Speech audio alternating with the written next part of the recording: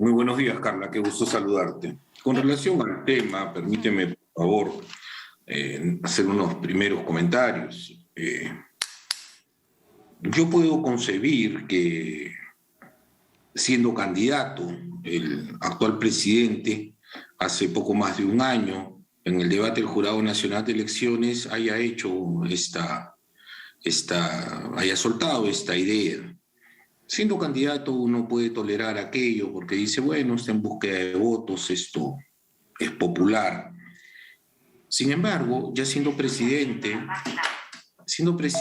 ya estás en la obligación de tener un conocimiento más detallado de las cosas. Y esto te obliga, Carla, por ejemplo, a saber que en el año 2020 el Tribunal Constitucional, en sentencia 5436 de 2014, el caso de un interno en Tacna, declaró el Tribunal Constitucional lo que se denomina estado de cosas constitucional.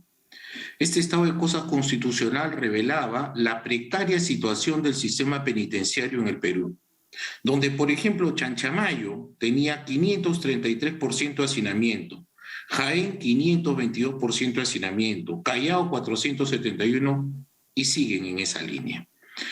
¿Por qué hago esta reflexión? Aun cuando sea muy antipopular, Carla, no es de un Estado de Derecho seguir criminalizando las conductas y seguir llenando nuestros penales hasta llegar al borde de un hacinamiento intolerable que debería terminar el 2025, presuntamente bajo la gestión del señor Castillo.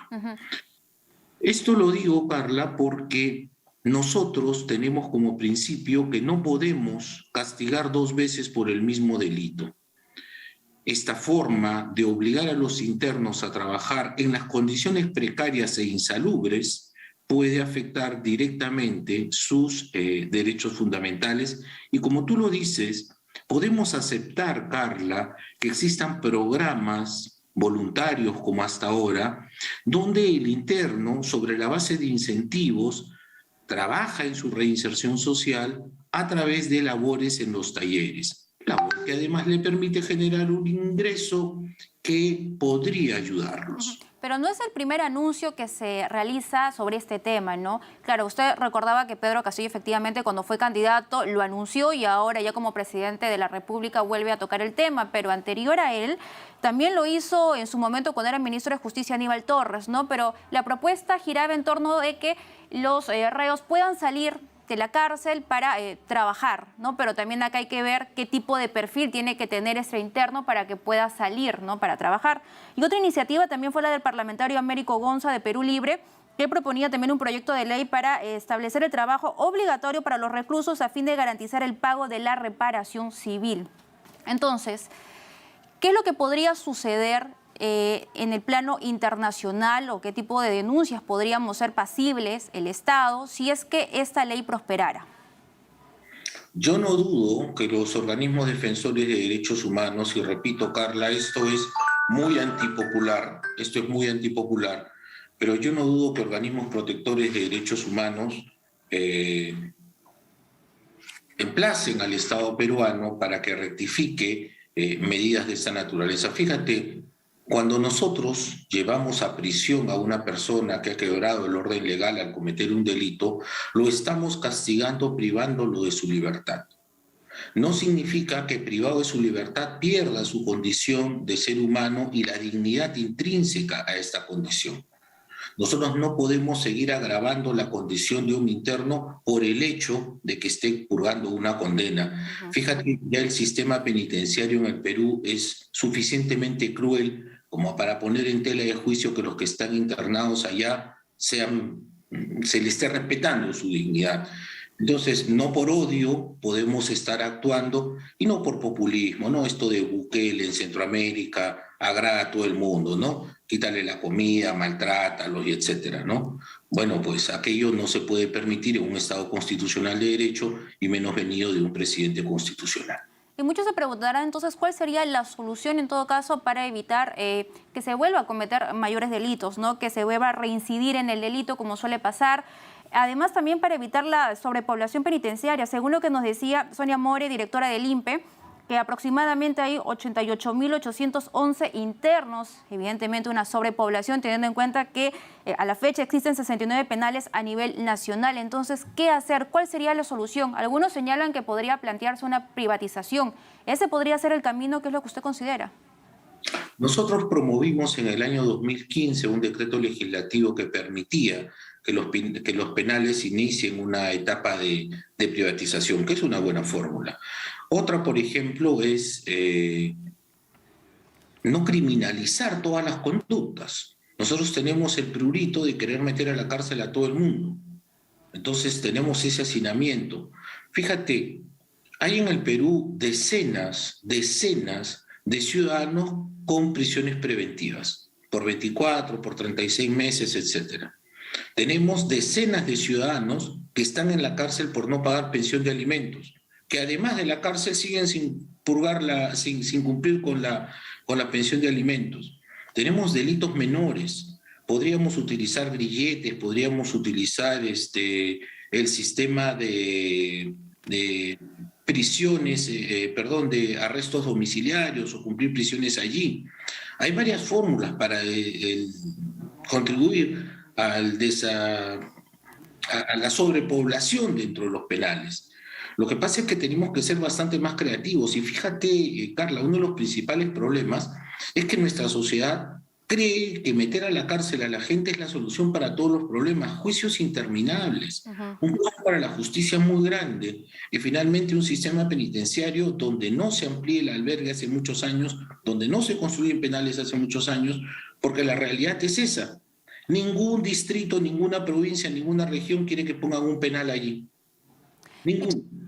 Precisamente una de las salidas que señalaba la directora del INPE y que ha traído, digamos, una mayor productividad también y parte también de hacer que estas personas que cumplan su pena puedan reinsertarse en la sociedad, tiene que ver con las cárceles productivas, ¿no? Que como habíamos señalado, esto es voluntario.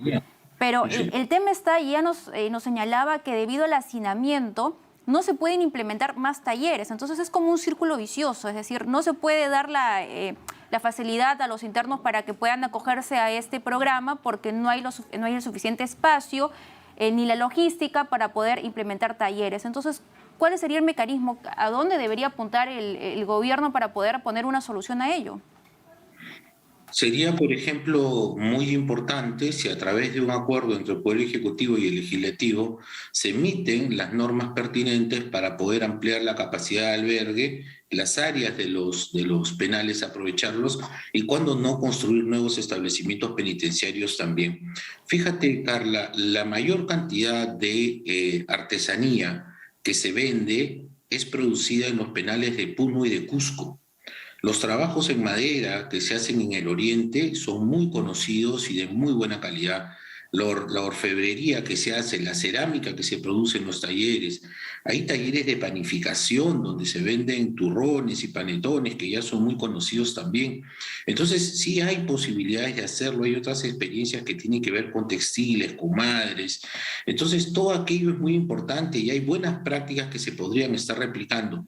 Se necesita buena voluntad, decisión política y deseo de querer hacer las cosas, no estar criminalizando, no estar sobrecondenando a quienes están purgando penas, sino más bien incentivarlos a que se acojan a estos programas para poder tener incentivos penitenciarios también, ¿no? Y creo que es la mejor manera de reinsertarlos socialmente.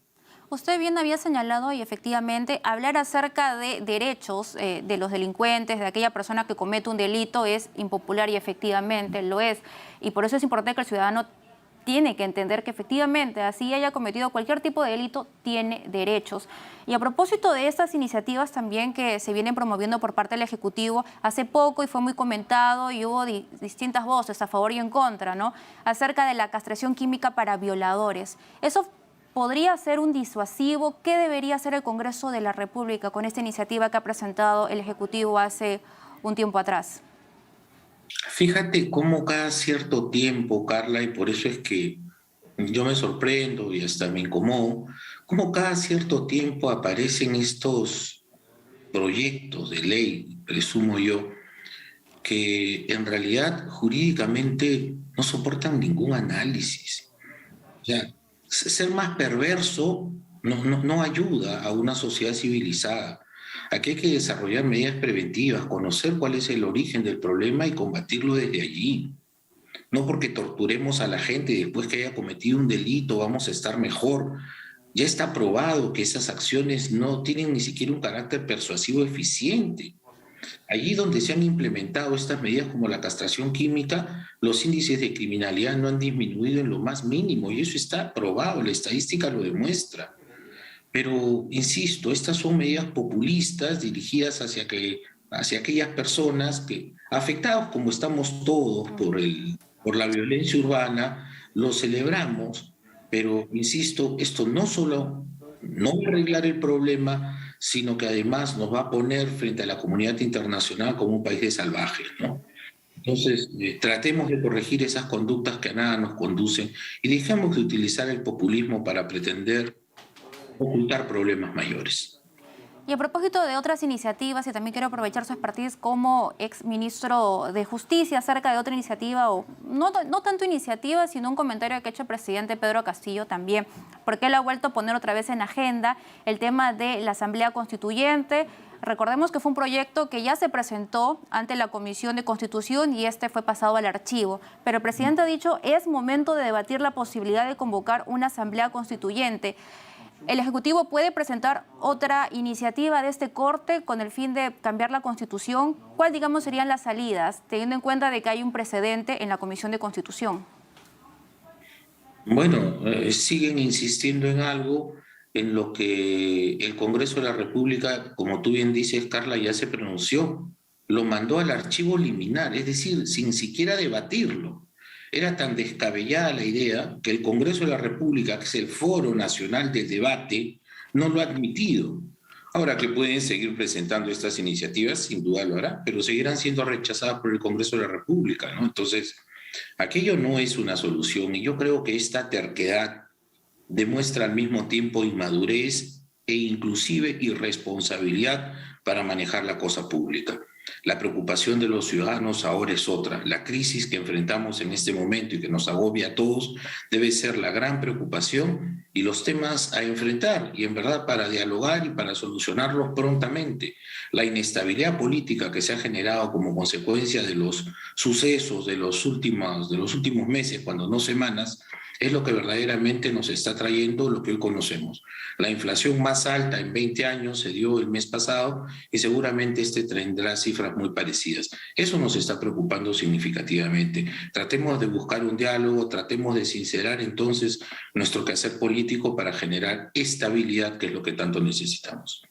Uno de los grandes flagelos, sin duda, en nuestro país es la corrupción, ¿no? Y sobre todo cuando esta va ligada al manto de impunidad, como hemos visto. Hay todavía presidentes que están siendo investigados, funcionarios o exfuncionarios investigados, y también hay algunos mandatarios que han sido sentenciados y algunos investigados. En este caso, ¿qué sucede con la situación de Alejandro Toledo? ¿Cuál sería, digamos, el camino? O sea, ¿cuánto tiempo más vamos a esperar los peruanos para que sea extraditado y responda ante la justicia como corresponde? Carla, la preocupación que tú expresas yo la comparto y seguro como nosotros, muchos otros miles de peruanos comparten esa preocupación.